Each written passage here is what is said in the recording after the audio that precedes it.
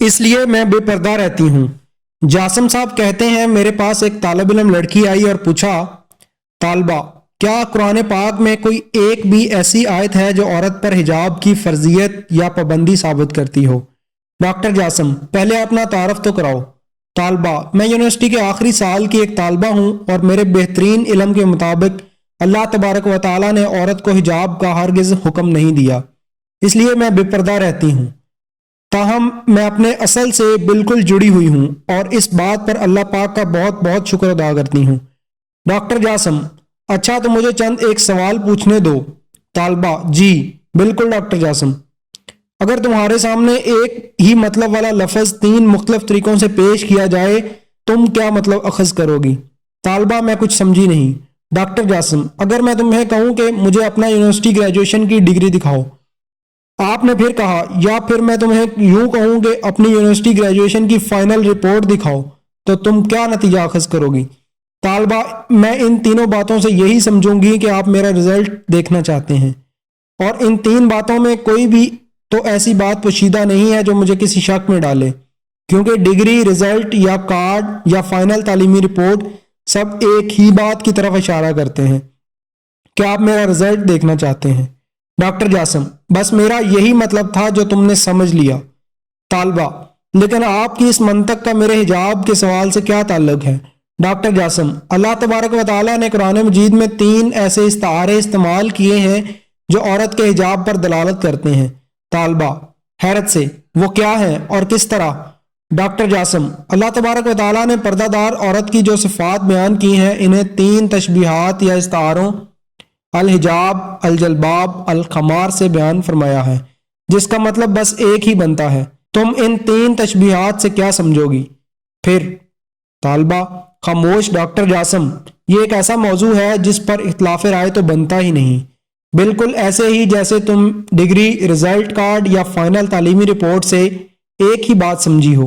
طالبہ، مجھے آپ کا سمجھانے کا انداز بہت بھلا لگ رہا ہے، مگر بات مزید وضاحت طلب ہے۔ ڈاکٹر جاسم، پردہ دار عورتوں کی پہلی صفت اور اپنے سینوں پر اپنی اوڑھنیوں کے آنچل ڈالے رہیں، وَلْيَضْرِبَنَّ بِخَمُرِهِنَّ عَلَىٰ جِيُوبِهِنَّ۔ باری تعالیٰ نے پردہ دار عورتوں کو جو دوسری صفت بیان فرمائی ہے وہ یہ ہے کہ اے نبی صلی اللہ علیہ وسلم، اپنی بیویوں اور بیٹیوں اور اہل ایمان کی عورتوں سے کہہ دو کہ اپنے اوپر اپنی چادروں کے پلو لٹکا لیا کریں۔ یا ایھا النبی قل لازواجک وبناتک ونساء المؤمنین یدینین علیہن من جلابیبہن۔ اللہ تبارک و تعالیٰ نے پردہ دار عورتوں کی جو تیسری صفت بیان فرمائی ہے وہ یہ ہے کہ اگر تمہیں کچھ مانگنا ہو تو پردے کے پیچھے سے مانگا کرو۔ وَإِذْ سَأَلْتُمُوهُنَّ مَتَاعًا فَاسْأَلُوهُنَّ مِنْ وَرَاءِ الْحِجَابِ۔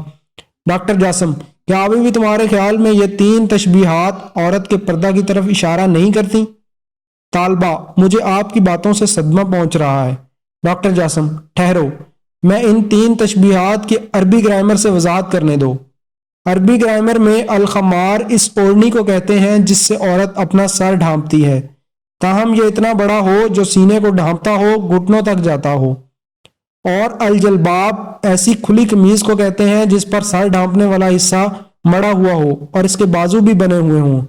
فی زمانہ اس کی بہترین مثال مراکشی عورتوں کی قمیض ہے جس پر ہڈ بھی بنا ہوا ہوتا ہے۔ تاہم حجاب کا مطلب تو ویسے ہی پردہ ہی بنتا ہے۔ طالبہ، جی میں سمجھ رہی ہوں کہ مجھے پردہ کرنا ہی پڑے گا۔ ڈاکٹر جاسم، ہاں، اگر تیرے دل میں اللہ اور اس کے پیارے رسول صلی اللہ علیہ وسلم کی محبت ہے تو۔ اور ایک اور بات جان لے کہ لباس 2 قسم کے ہوتے ہیں، پہلا جو جسم کو ڈھانپتا ہے، یہ والا تو فرض ہے اور اللہ اور اس کے رسول کا حکم ہے۔ دوسرا وہ جو روح اور دل کو ڈھانپتا ہے، یہ دوسرے والا لباس پہلے والے سے زیادہ بہتر ہے، جیسے کہ اللہ تبارک و تعالیٰ کا ارشاد مبارک ہے کہ اور بہترین لباس تقوی کا لباس ہے، وَلِبَاسُ التَّقْوَىٰ ذَٰلِکَ خَیْرٌ۔ ہو سکتا ہے کہ ایک عورت نے ایسا لباس تو پہن رکھا ہو جس سے اس کا جسم ڈھکا ہوا ہو، لیکن اس نے تقوی کا لباس نہ اوڑھ رکھا ہو، تو ٹھیک طریقہ یہی ہے کہ دونوں لباس زیب تن کریں۔